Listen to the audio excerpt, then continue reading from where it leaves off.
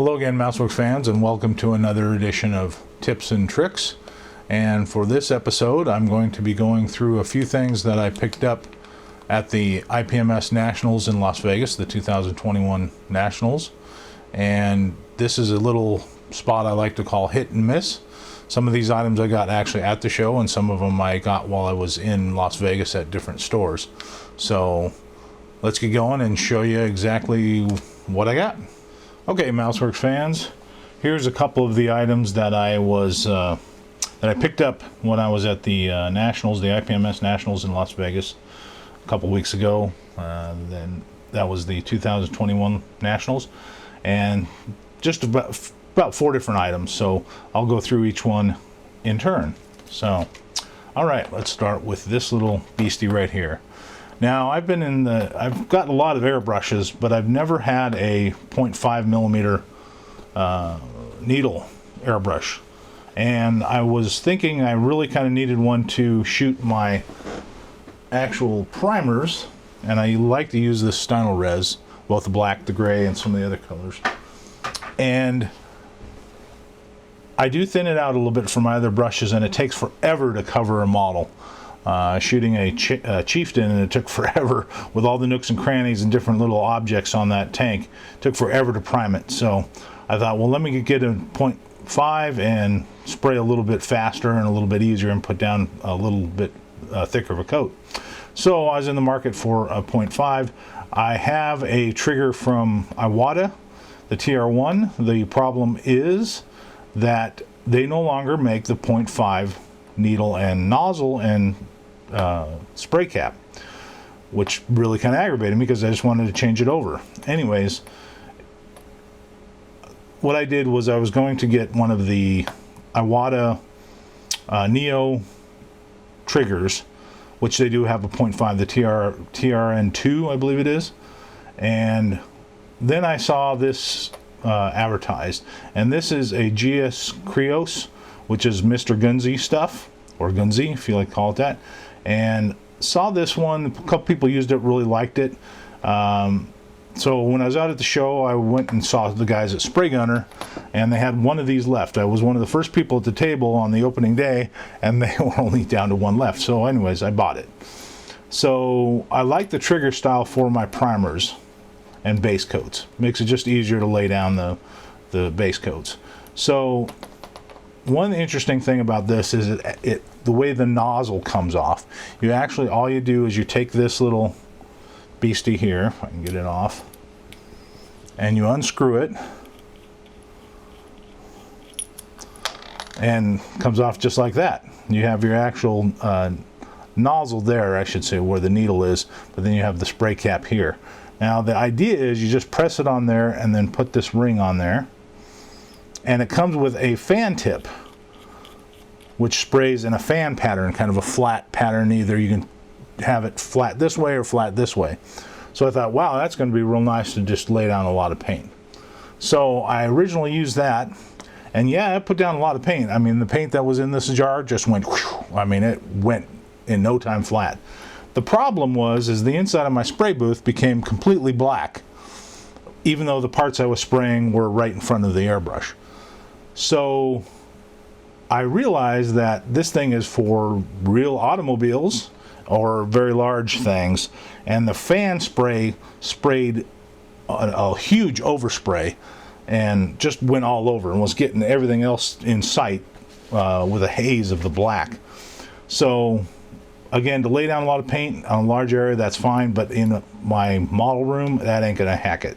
So I went back to the regular nozzle, which is still a 0.5, but it's just not a fan nozzle, it's a standard nozzle. And this worked great. It saved me from getting really aggravated with my purchase. Puts down a ton of paint real fast to primer, and it doesn't have a lot of overspray in what that fan did. So far I'm really liking this. It does spray a good amount of stuff, so you got to be prepared. You're going to be using a lot of paint. The other thing is when I was cleaning it out, I did have to disconnect this to get in here, because paint was still in here even after spraying it clean. So just put a little Q-tip in there, got that washed out, and then replaced this. So there are a couple different cups that you can get, or come with it actually. Different size cups. Also comes with a little MAC valve to regulate the pressure on the handle, which I don't really like. I did put a quick release on it, and comes with a hose and all that good stuff. So anyways, it's a lot heavier than I thought. I mean, this is a real substantial. I thought, being Gunze, it may be kind of cut rate, you know, just a simple somebody else's type brush.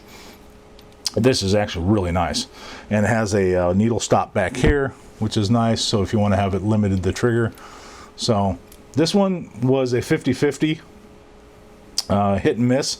It definitely misses with that big fan nozzle, but otherwise it's a hit with the standard nozzle and the standard equipment. So kind of liking that after having aggravation. Next up, this stuff I got at a game store that was in Las Vegas, and they had a whole bunch of different type of metallics that, you know, were color changing metallics, and they looked really interesting. Water based, so I thought, oh, I'll give them a try and test them out. Well, put them through the airbrush. They did dilute with water. The problem was once I sprayed them on my test piece, they started to do, even though the piece was clean, they started to do it like a cheetah pattern where they were actually getting little bubbles of weird, I don't know, fisheye looking things. They weren't three-dimensional, but they were just like the color changing stuff was just doing strange things. So brushing this on probably is fine. You do have to put it over white, but for what I want to do, it's a miss. Wasn't airbrushable. Also, it kind of gummed up my airbrush, so I was a little worried about that. Had to do a lot of cleaning. So for hand brushing, okay, but a miss on airbrushing. Okay, next up, the new Tamiya lacquers. Now these are coming out now. They are releasing about 10 or 15 colors every week, and even though the original Tamiya is a lacquer based, it's a acrylic lacquer, and you can use lacquer thinner with it, this is a true lacquer. So I was hoping that, I bought some colors, especially black. I wanted to see if being a lacquer it would be glossier, thicker, more for an automotive finish. And I did shoot this. It worked great with their lacquer thinner. Shot it on some spoons and then dried them in my little dehydrator. Yes, I own a dehydrator to dry these little plastic things. Works pretty well actually too. Anyways, so these were sprayed fairly thick, and then a kiss coat done at the last with a little bit more thinner. Then I polished them out with some of the Novice brand polish, and then buffed them out with a buffing wheel on my Dremel. So that's how I got them super glossy. But they were pretty tough. There was a little burn through on the edge of the spoon. I do believe that once I do a clear coat on it, it will actually prevent that, so you'll be buffing out the clear coat. But as you can see, I mean, they're mirror finished. It's pretty good stuff. Look better with a gloss coat on it. So I really do like these for being a true lacquer and being hard once they're dry, and being thick and shiny. A little bit better than the acrylics that they make from Tamiya, although those are pretty good. Disadvantages, these do smell a little worse. They do use lacquer based thinners in them, I would assume. That's why they smell a little worse. So when you spray them, just be a little more careful. I probably will use these, but I only use certain colors that I want to use with automotive. Otherwise, I'll just stick with my regular Tamiya acrylics. Okay, so last but not least, these little guys here. Now, I've had things like these in the past that were sheets that had a bunch of just different patterns in them for airbrushing. They were, I believe, by Iwata, or one of the companies that works with Iwata.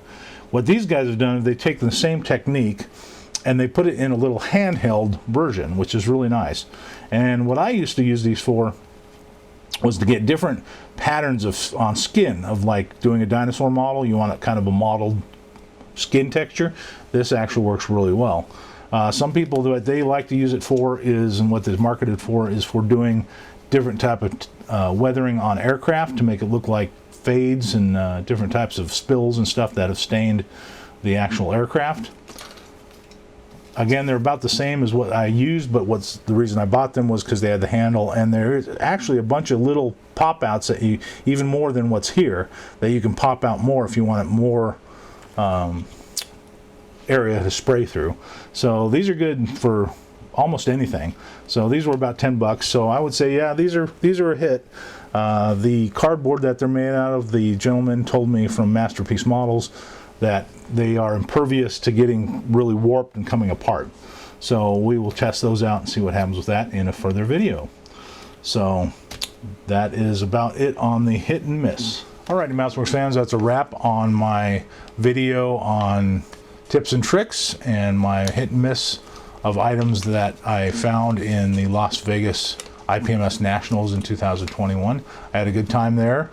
We got to see lots of friends and lots of new friends and lots of models. There's thousands of models, and I went there for 4 days, and it was still hard to see it all. Trying to see all the models and go through the dealer's room. So my suggestion, if you do any of these nationals, make sure you go there for more than 1 day, because you need to see it all. I mean, there's just so much to see there. So anyways, please subscribe to my channel and be sure to ring the bell to get all my videos and updates as they are published, and that way you can see them as soon as I put them out on YouTube.